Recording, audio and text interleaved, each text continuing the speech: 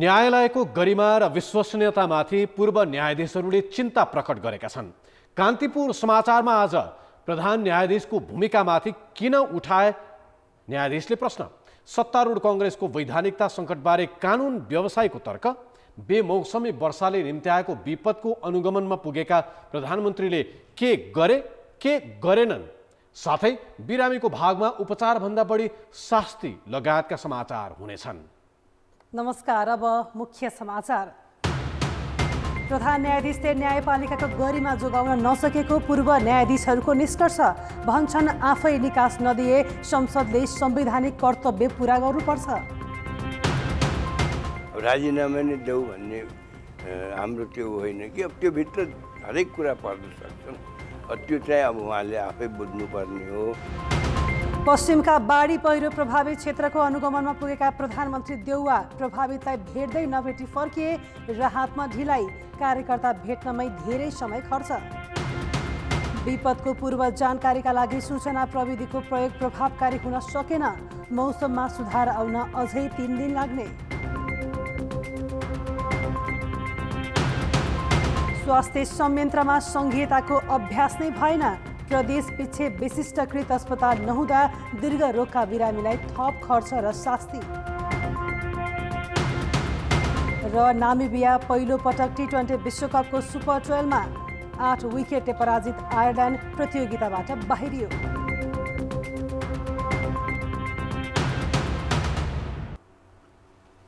पूर्व न्यायाधीशहरूले न्यायपालिकाको गरिमा, विश्वसनीयता, जनआस्था र स्वतन्त्रता जोगाउनका लागि प्रधान न्यायाधीश स्वयंले निकास दिनुपर्ने बताएका छन्। पूर्व न्यायाधीश फोरमद्वारा आज काठमाडौँमा आयोजित कार्यक्रममा अवधारणा पत्र सार्वजनिक गर्दै उनीहरूले प्रधान न्यायाधीश चोलेन्द्र शमशेर जबराको आचरण र व्यवहारमा गम्भीर शङ्का उत्पन्न भएको उल्लेख गरेका छन्।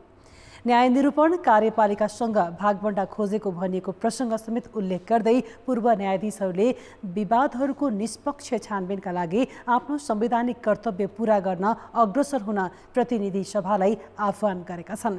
न्यायपालिकाको गरिमा जोगाउन प्रधान न्यायाधीशले नै निकास दिनु भनेको नैतिकताको आधारमा राजीनामा दिनु उपयुक्त हुने आशय पूर्व न्यायाधीशहरूको छ। निकासमा चाहिँ जे हरेक कुरा हुन सक्छ। अब राजीनामा नै देऊ भन्ने हाम्रो त्यो होइन कि अब त्यो भित्र हरेक कुरा पर्न सक्छन्। त्यो चाहिँ अब उहाँले आफै बुझ्नुपर्ने हो। र अर्को कुरा के हो भनेदेखि होइन भने प्रतिनिधि सभालाई हामीले किन गऱ्यौँ भने कि बाबा एउटा प्रतिनिधि सभा त एउटा जिम्मेवार बडी हो देशको, यहाँ जनप्रतिनिधिको सभा हो त्यो। त्यस कारणले जुन विकृतिहरू न्यायपालिकाको छ त्यसको पनि उसमा पनि जिम्मेवारी आउँछ। न्यायपालिकालाई आफ्नै नेतृत्वबाट जोगाउने अन्तिम दायित्व स्वयं न्यायाधीशहरूको नै भएको समेत न्यायाधीश फोरमले स्मरण गराएको छ। प्रधान न्यायाधीशको नाताका मानिस मन्त्री परिषदमा समावेश गराइनु र चर्को विरोध पश्चात मन्त्रीको राजीनामा आएको प्रसङ्गसहित फोरमले प्रधान न्यायाधीशको आचरण र व्यवहारमा नै गम्भीर शङ्का उत्पन्न गराएको बताएको छ। आफ्नो व्यक्ति मेरो त्यहाँ राख्नुपर्ने आवश्यकता किनभने भोलि पर्सि आफ्नो पार्टी सम्बन्धी मुद्दा उसबाट गराउँछु, आफ्नो फेभरमा गराउँछु। जो न्यायाधीश अरूको प्रभावमा परेर न्यायाधीश बन्छ र प्रभावमा परेर काम गर्छ भने के न्यायाधीशको लक्षण हो, त्यो न्यायाधीशको गुण हो या अवगुण हो, यो योग्यता हो कि अयोग्यता हो, यो कुरामा हामी सोच्नुपर्ने अवस्था आएछ। र हामी प्रारम्भदेखि जडैमा किन प्रहार नगर्ने कि अहिलेकोलाई मात्रै हामीले गर्ने, अहिलेको गलत गरेको छ। फोरमले पार्टीमा लागेको व्यक्तिलाई नै न्यायालयमा नियुक्ति गरिदाको परिणाम अहिले देखिएको समेत बताएको छ। प्रधान न्यायाधीश जबराले मन्त्रीको भाग मागेको समाचार सार्वजनिक भइरहँदा प्रधानमन्त्री शेरबहादुर देउवाले असोज 22 गते जबराका नातेदार समेत रहेका काङ्ग्रेस नेता गजेन्द्र हमाललाई मन्त्री बनाएका थिए। चौतर्फी आलोचनापछि हमालले शपथ लिएको तेस्रो दिनमै मन्त्री पदबाट राजीनामा दिएका थिए। त्यो प्रसङ्गलाई सङ्केत गर्दै पूर्व न्यायाधीशहरूको संस्थाले प्रधान न्यायाधीश र दल दलहरूबीच भागबण्डाको कुरा बाहिरिनु र त्यस्तै बल पुग्ने गरी भएका क्रियाकलापले न्यायपालिकाप्रति जनआस्था गम्भीर खतरामा परेको भनेको छ। त्यस्तै पेशी सूची निर्धारण गर्दा मनोमानी गरेको गुनासो आउँदा पनि सुनवाई नभएको भनेर पनि फोरमले असन्तुष्टि जनाएको छ। न्यायाधीशहरूले तकमा लिएको विषयको पनि आलोचना गरिएको छ। प्रधान न्यायाधीश समेतलाई विपक्षी बनाई 2077 मा दायर भएको रिटमा 11 महिनासम्म प्रथम सुनवाई नभएको, आफू विरुद्धको मुद्दामा आफै न्यायकर्ता हुने गरी संवैधानिक इजलासमा सामेल भएको जस्ता विषयलाई पनि उठाइएको छ। फोरम सर्वोच्चदेखि जिल्ला अदालतसम्मका पूर्व न्यायाधीशहरूको संस्था हो। नेपाल बार एसोसिएसनले गोला प्रथाद्वारा पेशी तोक्नुपर्ने सुझाव सहितको प्रतिवेदन 15 दिनभित्र कार्यान्वयनमा लैजान प्रधान न्यायाधीश सोलिन्द्र शमशेर जवरालाई अल्टिमेटम दिएको छ। नेपाल बारको शुक्रबार बसेको कार्यसमिति बैठकले न्यायपालिका सुधारका लागि कार्की नेतृत्वको समितिले दिएको प्रतिवेदन कार्यान्वयन नगरेको भन्दै प्रधान न्यायाधीशको आलोचना गरेको छ। न्यायपालिकाभित्र विकृति, अनियमितता, भ्रष्टाचार र बिचौलिया रोक्न पनि इजलास तोक्दा गोला प्रथा र स्वचालित प्रणाली अपनाउनु पर्ने सुझाव छ। साउन 16 गते बुझाएको उक्त प्रतिवेदनलाई प्रधान न्यायाधीशले भदौ 16 गतेबाटै लागू गर्ने भने पनि कार्यान्वयन नगरेको बारको आरोप छ। त्यो कारणले गर्दाखेरि यो प्रतिवेदन हरिकृष्ण कार्कीको प्रतिवेदन लागू गर्नुपर्दछ भन्ने विषयमा छलफल भयो र छलफल हुँदाखेरि यो 15 दिनभित्र त्यो प्रतिवेदन लागू गर्ने समय सीमा सहितको प्रतिबद्धता आउनुपर्ने भन्ने एउटा निर्णय भएको छ। दोस्रो, इन डिटेल्समा प्रधान न्यायाधीशसँगै भेटेर पर्सि आइतबार र बिहान उहाँसँग भेट्ने कुराहरू राख्ने र त्यसपछि फेरि हामी नेवाए चाहिँ आफ्नो बैठक बसेर निर्णय लिने भन्ने कुरा त मलाई आइतबार बिहान प्रधान न्यायाधीशलाई भेटेर सबै कुरा प्रष्ट राख्ने र त्यसपछि थप कदम चाल्ने निर्णय पनि बार एसोसिएसनले गरेको छ। बाढी र पहिरो प्रभावित क्षेत्रको निरीक्षणमा गएका प्रधानमन्त्री शेरबहादुर देउवाले घटनास्थलमा पुगी आफूहरूका गुनासा र मर्का नसुनेको पीडितले आरोप लगाएका छन्। सुदूरपश्चिम र कर्णालीका प्रभावित क्षेत्रको 2 दिने भ्रमण गरेका प्रधानमन्त्री देउवाले निरीक्षणको औपचारिकता मात्रै निभाएको पीडितको आरोप छ। बेमौसमी वर्षासँगैको बाढी पहिरोले वितण्डा मच्चाएका क्षेत्रको अवस्था बुझ्न प्रधानमन्त्री बिहिबार हेलिकप्टरबाट कर्णाली र सुदूरपश्चिम पुगेका थिए। सुर्खेत र त्यसपछि डोटी पुगेका प्रधानमन्त्रीले हुम्ला र डोटीमै पहिरोमा पुरिएर ज्यान गुमाउनेका परिवारलाई भेटेनन्। बझाङको थलरामा आफ्नो दुःख सुनाउन जम्मा भएका पीडितले पनि प्रधानमन्त्रीको अनुहार देख्नै पाएनन्। बरु देउवा सुरक्षा निकायसँगको छलफल र भेटपछि फर्किएका थिए। बैतडीमा भने देउवाले पीडितलाई भेटे, तर पीडितले राहतको ठोस आश्वासन पाएनन्।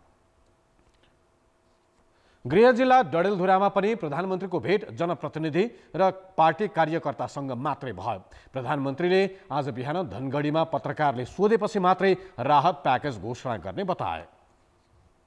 सुदूरपश्चिममा यसलाई चाहिँ हामीहरू चाहिँ सम्बोधन गर्ने काम गर्नेछौँ। काठमाडौँ गइसकेपछि यसको चाहिँ असेसमेन्ट गरेर त्यसको समय लाग्ला, तर के गर्न सकिन्छ हामी गर्छौँ।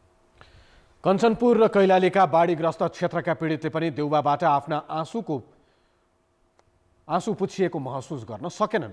आज कर्णालीमा आएको बाढीले विस्थापित बर्दिया, राजापुरका 6000 पीडितको अवस्था बुझ्न प्रधानमन्त्री देउवा सहितको टोली पुगेको थियो, तर उनलाई भेटै नगरी डुबान क्षेत्रभन्दा टाढा औपचारिक कार्यक्रम गरेर प्रधानमन्त्री नेपालगञ्ज हुँदै काठमाडौँ फर्किएका छन्।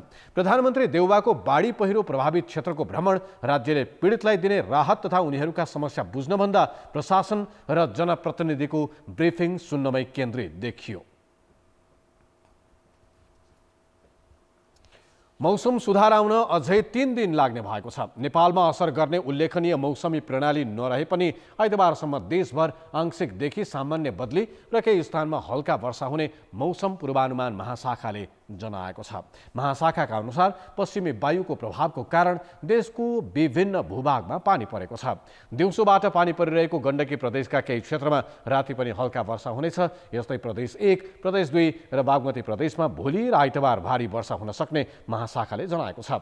काठमाडौँ उपत्यकामा आज बिहानैदेखि बदली रहेको छ। बदलीका कारण उपत्यकामा केही चिसो महसुस गरिएको छ। केही दिन अघि मौसममा आएको परिवर्तनसँगै निम्तिएको बाढी पहिरोमा परि कम्तीमा 107 जनाको ज्यान गएको छ। गृह मन्त्रालयको तथ्याङ्क अनुसार 71 जना घाइते छन्। सूचना प्रविधिले निकै फड्को मारेको आधुनिक जमानामा नेपालको पछिल्लो मौसम पूर्वानुमानलाई पनि विश्वसनीय नै मानिन्छ। तर अधिकांशका हातमा बोकिने स्मार्ट मोबाइल फोनलाई विपदको पूर्वानुमानको प्रभावकारी सूचनामा प्रयोग गर्न सकिएको छैन। यसमा विपदका पूर्व सूचना तल्लो तहसम्म पुर्याउन नसकेको मात्र नभई मोबाइल प्रयोगकर्ताले समेत प्राप्त सूचनालाई गम्भीरताका साथ लिएका छैनन्। आइतबारदेखि देशका विभिन्न भागमा भएको अत्याधिक वर्षातबाट धेरै जनधनको क्षति भयो। पानी पर्ने कुराको पूर्वानुमान नभएको पनि होइन। पछिल्लो वर्षात र बाढीको सूचना फेसबुक र ट्विटर जस्ता सामाजिक सञ्जाल मार्फत 29 गते नै प्रवाह गरे पनि नगन्य मात्रामा सेयर भयो।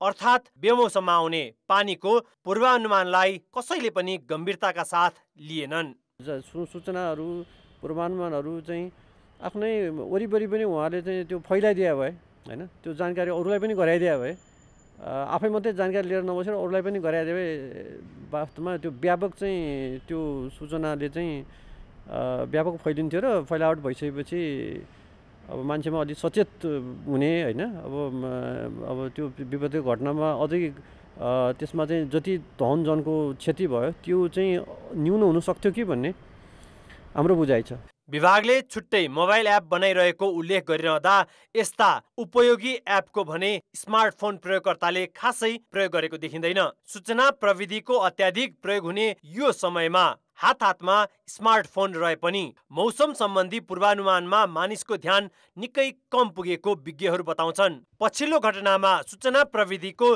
सही प्रयोगको अभावलाई भने टड्कारो रूपमा उठाइएको छ। हाम्रो मोबाइलले प्रोभाइड गरेको त्यही वेदरसँग जोडिएको मात्र इन्फर्मेसन हेरिदिने हो भने केही हदसम्म हामी प्रोटेक्ट हुन सक्छौँ। आज हामीले हाम्रो मोबाइलमा अरू थुप्रै एप्लिकेसनहरू, तपाईँले एकको वेदरको कुरा गर्नुहोस् अथवा माइक्रोसफ्टको वेदरिङको कुरा गर्नुहोस् अथवा गुगलको वेदरिङको कुरा गर्नुहोस्, त्यस्ता खालका टुलहरू मात्र डाउनलोड गर्ने भने 7 दिनसम्मको स्ट्याटस अहिले पनि हेर्न सकिन्छ। मैले मेरो मोबाइलमा 7 दिनसम्म पानी पर्छ कि पर्दैन भन्ने कुराको टेन्टेटिभ इन्फर्मेसन लिन सक्छु। मलाई यहाँबाट काठमाडौँबाट तराईमा पुग्नु पर्दा त्यहाँको टेम्परेचर कस्तो छ, मैले कुन लेभलको कपडा बोक्नुपर्छ भन्ने कुराको इन्फर्मेसन मैले लिन सक्छु भने त्यो इन्फर्मेसन लिनको लागि त एप्लिकेसन चलाइदिनु पर्यो नि त, एप्लिकेसनलाई इनेबल बनाइदिनु पर्यो नि त, त्यसको प्रयोग गर्नुपर्ने भयो नि त। पछिल्लो समय वेबसाइट एवं सामाजिक सञ्जाल ट्विटर र फेसबुक मार्फत पनि यस्तो सूचना हेर्न सकिन्छ। कान्तिपुर समाचारका लागि क्यामेरामा पशुपति बुढाथोकीका साथ सुबिन्द्र श्रेष्ठ, काठमाडौँ। अब जनमतको अन्तिम परिणाम। जनमतमा हिजो हाम्रो प्रश्न थियो, बेमौसमी वर्षाले धानबारीमा क्षति पुगेका किसानलाई कस्तो राहत दिनु पर्ला? ए तत्काल आर्थिक सहायता, बी अन्य बालीमा सहयोग र सी दीर्घकालीन प्याकेज। जनमतको अन्तिम परिणाम यस्तो छ, ए तत्काल आर्थिक सहायतामा 31%, बी अन्य बालीमा सहयोगमा 7% र सी दीर्घकालीन प्याकेजमा 62% मत प्राप्त भएको छ। अब आजको प्रश्न। जनमत हाम्रो प्रश्न छ, विपदको पूर्व जानकारीमा आम नागरिकको पहुँच कसरी बढाउन सकिन्छ? ए मोबाइल मैत्री सूचना, बी प्रविधिको उच्चतम प्रयोग र सी आफै चनाखो भएर। जनमतको अन्तिम परिणाम भोलि साँझ 8 बजेको कान्तिपुर समाचारमा प्रसारण गर्नेछौँ। कृपया न्युज स्पेस ए बी वा सी टाइप गरी 34001 SMS गरी आफ्नो मत व्यक्त गर्नुहोला। समाचारमा पुनः स्वागत छ। सत्तारूढ नेपाली काङ्ग्रेसले संविधानमा रहेको राजनीतिक दल सम्बन्धी व्यवस्थाको उल्लङ्घन गरेपछि पार्टीको वैधानिकतामाथि प्रश्न उठिरहेको छ। 5 वर्षभित्र प्रदेश र सङ्घका पदाधिकारीको निर्वाचन गर्नै पर्ने व्यवस्थालाई छलेको काङ्ग्रेस पार्टीको वैधानिकता सङ्कटमा पर्दा समेत बेखबर जस्तै बनेको छ। 2072 फागुनमा 13औं महाधिवेशन सम्पन्न गरेको काङ्ग्रेसले 2077 फागुनमा आफ्नो 14औं महाधिवेशन गर्नुपर्ने थियो। कोरोना महामारीलाई कारण देखाएर पार्टी र पदाधिकारीको निर्वाचन 6 महिना सार्न सकिने व्यवस्था समेत पार गरिसकेको छ। काङ्ग्रेसले ओडा र नगरको अधिवेशन गरेर कानुन छल्ने कोसिस गरिरहेको छ, तर संविधानको बाध्यकारी व्यवस्था छल्न सक्ने ठाउँ कतै देखिँदैन। यसै विषयमा आधारित रहेर सहकर्मी बाबुराम तिमन सिन्हाले कानुनका जानकार र काङ्ग्रेस नेतालाई काङ्ग्रेसको वैधानिकताबारे प्रश्न गरेका छन्। संविधानको यो व्यवस्था बाध्यात्मक हो र संविधानले 5 वर्ष भनिराख्दाखेरि पनि फेरि विषम परिस्थितिमा 6 महिना थप्नु पनि भनेको छ। त्यसले गर्दाखेरि त्यो 6 महिनादेखि 1 दिन पनि बढी जान सक्दैन, अर्थात् 5 वर्ष 6 महिनाभन्दा एक दिन पनि बढी जान सकिँदैन। अधिकतम यसको वास्तवमा अवधि भनेको जान सक्ने अवधि भनेको 5 वर्ष 6 महिना हो।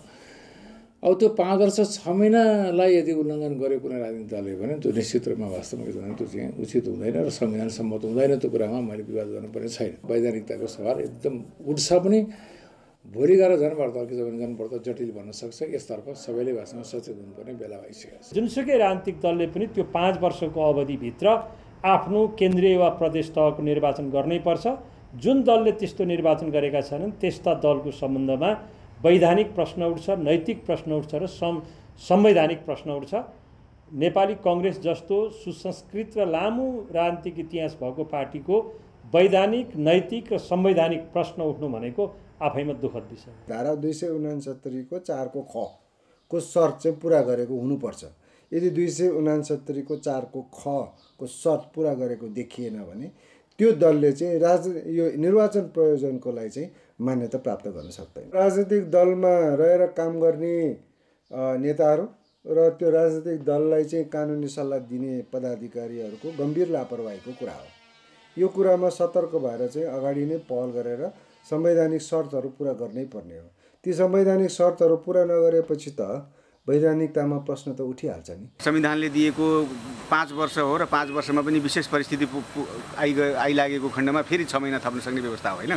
त्यसकारणले नेपाली कांग्रेसले यो संविधानले तोकेको परिधिभित्र गर्नुपर्ने संवैधानिक दायित्व अन्तर्गतको आफ्नो अधिवेशन गर्न सकेको छैन। हरेक राजनीतिक दलले 5 वर्ष र संविधानले दिएको अधिकार 6 महिना यो सबै हामीले क्रस गरिसकेका छौँ। यो भित्रमा चाहिँ केन्द्रीय पदाधिकारी सहितको चाहिँ अधिवेशन गरेर चाहिँ सक्नुपर्ने प्रावधान पनि छ।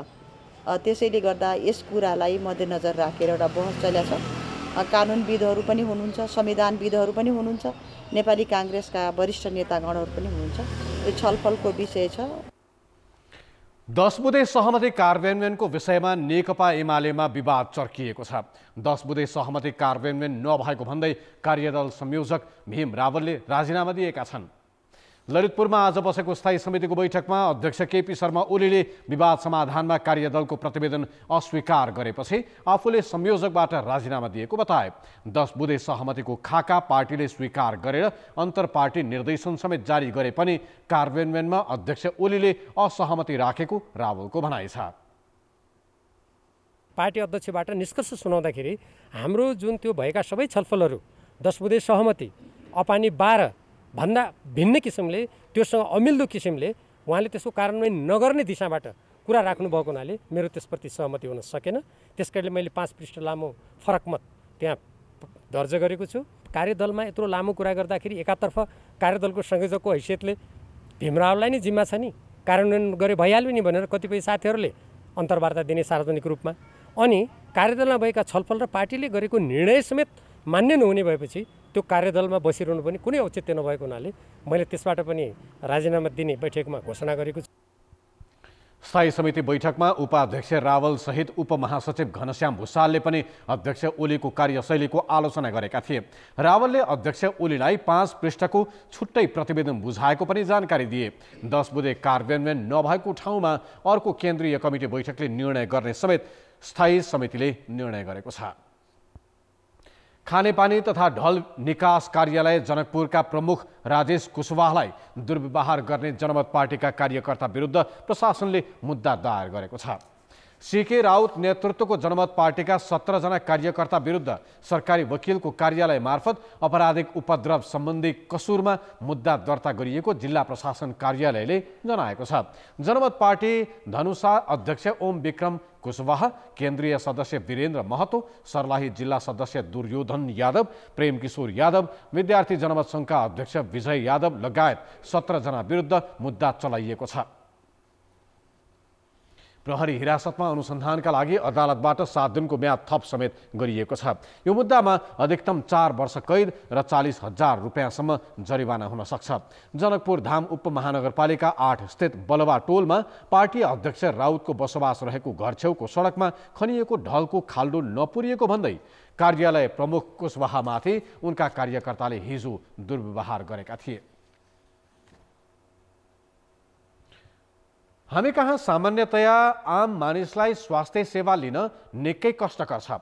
प्रदेश र जिल्लामा सुविधा सम्पन्न विशिष्टकृत अस्पतालहरू नहुँदा नसर्ने दीर्घ रोगका बिरामीले महँगो खर्च गरेर प्रमुख सहरहरू धाउनुपर्ने बाध्यता छ। हेटौँडा 6 का बलबहादुर श्रेष्ठ मृगौला रोगले पीडित छन्। इन्जिनियरिङ अध्ययन गरिरहेका 18 वर्षका उनका छोराको क्यान्सरका कारण 1 वर्ष अघि मृत्यु भयो। अहिले पत्नी हस्तमाया पनि मुटु रोगको समस्याले ग्रस्त छिन्। 52 वर्षीय बलबहादुरले 4 वर्ष कतारमा बसेर कमाएको पैसा 3 जनाको उपचारमै सकियो। 2 कट्ठा जग्गा पनि उपचारकै लागि बेचे। यस्ता धेरै मानिस छन् जसले सहज र सुलभ उपचार पाउन सकेका छैनन्।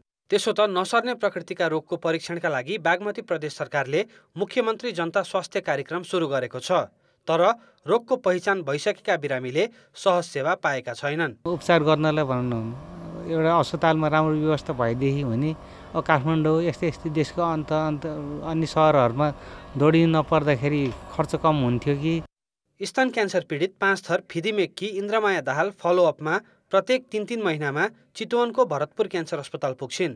5 थरदेखि चितवनसम्म पुग्दा उनले खर्च र शास्ति दुवै बेहोर्छिन्। अझ चितवन पुगेपछि बस्न र खान पनि खर्च हुन्छ। प्रत्येक 3 महिनामा उनको 1.5 लाख रुपियाँ खर्च हुने गरेको छ। 2 वर्ष 3 महिनामा आउनु अनि 2 वर्ष 6 महिनामा आउनु अनि चाहिँ वर्षमा आउँदा हुन्छ भनेर। यी त केही उदाहरण मात्र हो। काठमाडौँ लगायत सीमित स्थानमा मात्र विशिष्टकृत अस्पताल छन्, जसका कारण टाढा टाढादेखि बिरामीहरू समय र पैसा दुवैको जोहो गर्दै यस्ता अस्पताल धाउन बाध्य छन्। गङ्गालाल हृदयरोग केन्द्र, मानवअङ्ग प्रत्यारोपण केन्द्र लगायत विशिष्ट सेवा दिने अस्पताललाई सबै प्रदेशमा लग्ने सरकारले पटक पटक आश्वासन दिँदै आएको छ। तर कार्यान्वयनतर्फ कुनै तदारुकता देखिँदैन। सरकारको नीति चाहिँ पछिल्लो समय विशिष्ट सेवाहरूको माग पनि बढ्दै गएको हो र त्यसका लागि सेवा लिन आउने व्यक्तिहरूको सङ्ख्या पनि बढ्दै गरेपछि समुदाय स्तरमै स्क्रिनिङ गर्ने खालका प्याकेजहरू र काठमाडौँ उपत्यकै आउनुपर्ने कुराहरू बाध्यात्मक अवस्थाहरूलाई विस्थापित गर्दै नजिकमा कहाँ हुनसक्छ रणनीतिक अवस्थिति भएका ठाउँहरूमा सेवाहरू उपलब्ध गराउने गरी सरकारले कामहरू अगाडि सारेको छ। सरकारले क्यान्सर, मृगौला, मुटु लगायत रोग लागेमा 1 लाख रुपियाँसम्म उपचार खर्च दिने त गरेको छ। पैसा दिँदा तत्काललाई सहज भए पनि यसले दीर्घकालीन सेवा सुविधामा फाइदा पुग्दैन। यसका लागि हरेक प्रदेश र जिल्लामा सुविधा सम्पन्न विशिष्टकृत अस्पतालको खाँचो छ।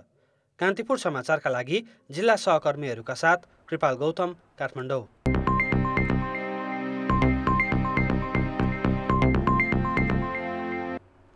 संस्थागत निक्षेपकर्ताको ब्याज दर व्यक्तिगत निक्षेपकर्ताको ब्याज दरभन्दा 1% कम हुनुपर्ने नेपाल राष्ट्र बैंकको निर्देशन आएसँगै 27वटै वाणिज्य बैंकले ब्याज घटाएका छन्।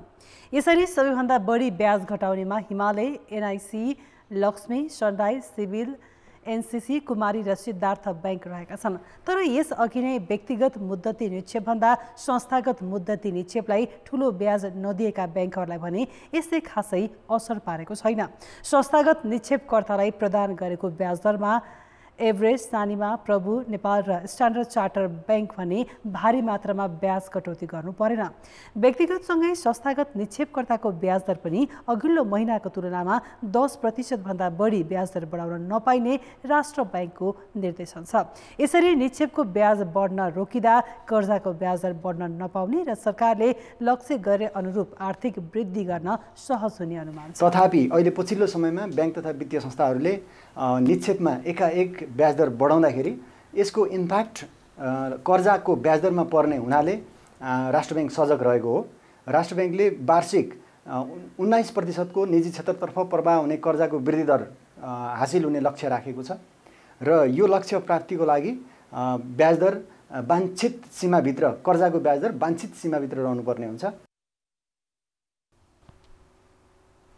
सरकारी नियमन र कारबाही अभावमा यातायात व्यवसायले आफू खुसी भाडा उठाउँछन्। कहिले कतै त कहिले कतै तोकिएको भन्दा बढी भाडा लिएर यात्रु ठगीको श्रृङ्खला जारी नै छ। पछिल्लो समय यो समस्या बागमती प्रदेशमा देखिएको छ। सरकारले हालै बढाएको भाडा दरमा चित्त नबुझाएका व्यवसायीले चाडपर्वको मौका छोपेर बढी भाडा असुलिरहेका छन्। स्थानीय प्रशासनको अनुगमन र कारबाही प्रभावकारी नहुँदा हेटौँडाको लेखानी काठमाडौँ रुटमा सञ्चालन हुने टाटा सुमोले चाडबाड मानेर फर्कने यात्रुहरू ठग्दै आएका छन्। स्वाभाविकमा 600 भाडा रहेको यो रुटमा अहिले 1000 रुपियाँ तिर्न यात्रु बाध्य छन्। यस्तै हेटौँडा बस पार्कबाट विभिन्न जिल्लाका लागि हिँडेका यात्रु पनि बढी मूल्य तिर्न बाध्य भएको गुनासो गरिरहेका छन्। 600-400 रुपियाँ लिने ठाउँमा भाडामा जस्तै अब कुनै ठाउँमा 800 छ, कुनै ठाउँमा 1000 रुपियाँ छ। यात्रु ठग्ने चालक, सहचालक र यातायात क्षेत्रका अन्य कर्मचारीलाई पक्राउ गरी आवश्यक कारबाही प्रक्रिया अघि बढाइएको स्थानीय प्रशासनको दाबी छ। हामी नियन्त्रणमा पनि लिएका छौँ र उनीहरूलाई चाहिँ कारबाहीको दायरामा ल्याउने र यात्रुहरूलाई चाहिँ बढी भाडा लिएकालाई बढी भाडा रकम फिर्ता गर्ने प्रचलित कानुनले कारबाही प्रक्रिया पनि ल्याएका छौँ। सजाय र जरिवाना कम भएकै कारण सार्वजनिक यातायातले मनलाग्दी भाडा असुलेको यात्रुको गुनासो छ। यात्रुको उजुरीपछि गाडीवालाले बढी लिएको पैसा ट्राफिक प्रहरीले फिर्ता गराउने गरेको छ। कारबाही नै गरिहाले पनि ट्राफिक प्रहरीले गर्ने भनेको जरिवाना सहितको चिट काट्ने नै हो, जसका कारण यात्रु ठग्ने सार्वजनिक यातायातको मनोबल बढिरहेको छ। कान्तिपुर समाचारका लागि बालकृष्ण अधिकारी, हेटौँडा, मकवानपुर। अब जनताको आवाज हामीले 7 प्रदेशमा सोधेका छौँ। सवारी साधनले तोकिएको भन्दा बढी भाडा लिँदा पनि किन कारबाही नभएको होला? जनताको आवाज। यातायात व्यवसायीहरूले पुलिस प्रशासनदेखि रोडका ठेकदार गुण्डा सबै पालेका हुन्छन्, उनीहरूलाई कमिसन दिएको हुन्छन्, अनि त्यो खान पाइ किन वास्ता गर्नु पर्यो प्रशासनले? सबैलाई हतार छ, अनि यस्तो बेलामा उनीहरूले आवाज उठाए पनि सम्बन्धित निकायसम्म आवाज पुगेको छैन। पुलिस प्रशासनको कुनैको पनि उहाँलाई चाहिँ मतलब छैन हैन, एउटा चाहिँ जसले जति लिए पनि हुने हैन। यो पुलिस प्रशासनकै कमजोरी। सरकारले ध्यान दियो भने अलि सुधार आउँथ्यो कि। ठगिएको यात्रुहरूले पनि अब प्रशासनमा गएर उजुरीहरू नगर्ने कारणले गर्दाखेरि चाहिँ यस्तो समस्या आएको होला। प्रहरीले पनि निगरानी चाहिँ अलिक कडा गरिदिनु पर्यो। अनुगमन नै यहाँ हाम्रो फिक्लो भएको छ। ट्राफिक र व्यवसाय मिल्छन्, मिल्दैन अलिअलि खान्छन्, घुस दिनुलाई परिहाल्छ। अब म नि हामी जनता नै हो। जसले चाहिँ गाडी भाडा बढिदिएको छ त्यस व्यक्तिले चाहिँ पुलिसलाई उजुरी गर्न नसकेको भएर दोब्बर भाडा लिने, तेब्बर भाडा लिने, त्यस्तो जनतामाथि शास्ति जुन यातना भइरहेको छ, सरकारलाई त्यसमाथि ध्यान पुगोस्। हामी जनताहरू त ऐचुक मैचुक भएर भन्छ बाँडेर खान पल्केका छन्, अब के गर्ने? अब गर्लाउनु भनेर पागल आउँछ, मारा मुन्तिर गर्लाउनु भन्दा त तिर्नै पर्यो। प्रहरी प्रशासन अत्यन्तै मैले देखे पहुँचमा भ्रष्ट भयो। नियम कानुनहरू जति पनि छन् हैन, तर कार्यान्वयन भएका छैनन् क्या। अब हामीले के गर्ने? पुलिस प्रशासनले चाहिँ अलिकति कन्ट्रोल गर्ने भने यो अन द स्पोट नियन्त्रणमा भइहाल्छ। सरकारले कारबाही नै नगरेको हुनाले यस्तो भएको हो। कारबाही गर्ने निकाय चाहिँ मौन भएको कारणले गर्दा कारबाही हुन चाहिँ सकिरहेको छैन। कुन गाडीले चाहिँ बढी भाडा लिन्छ भने थाहा नभएर पनि कारबाही हुन नसकेको।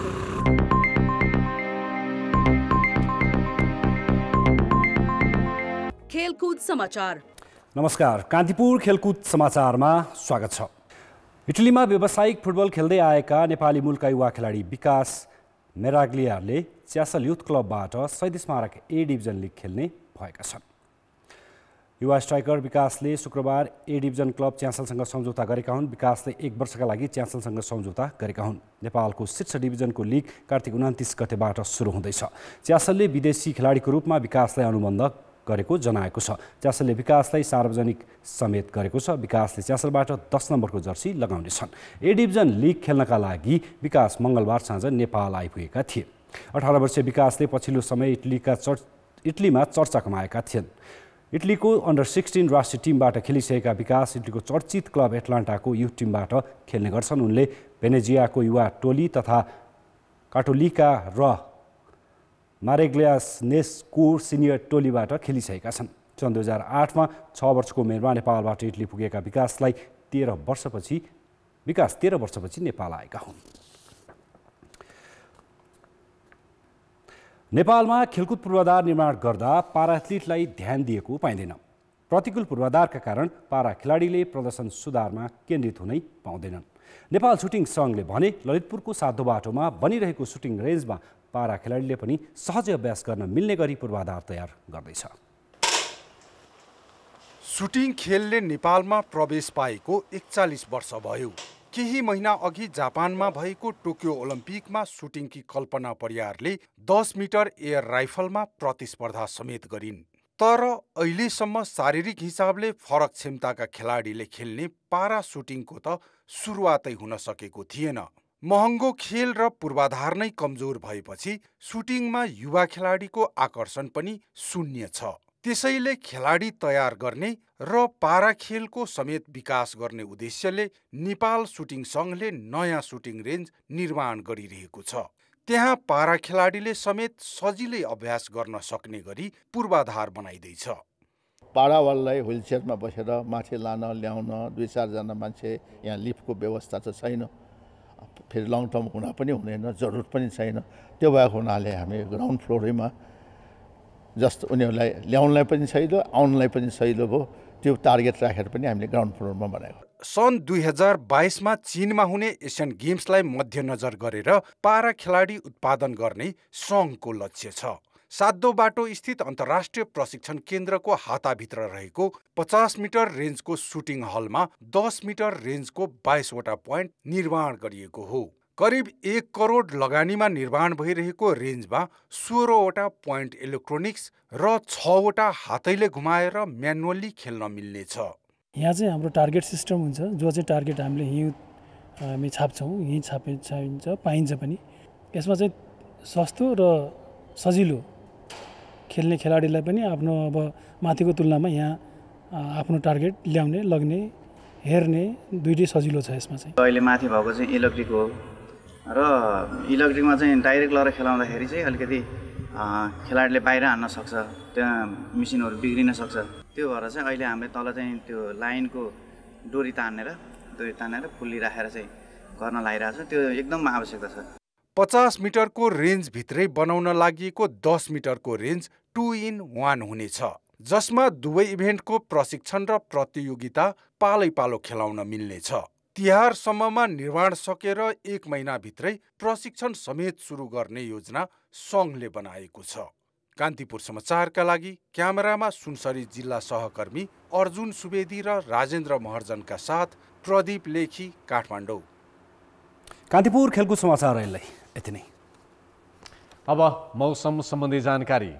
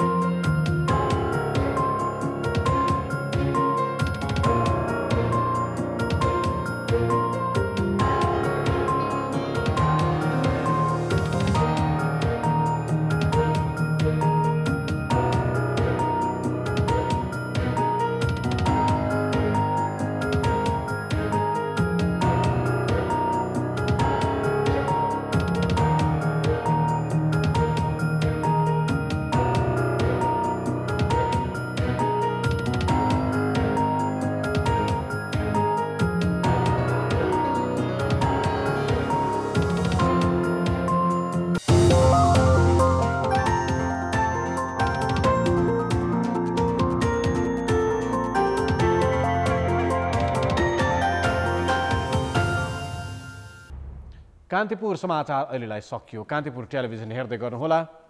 नमस्ते।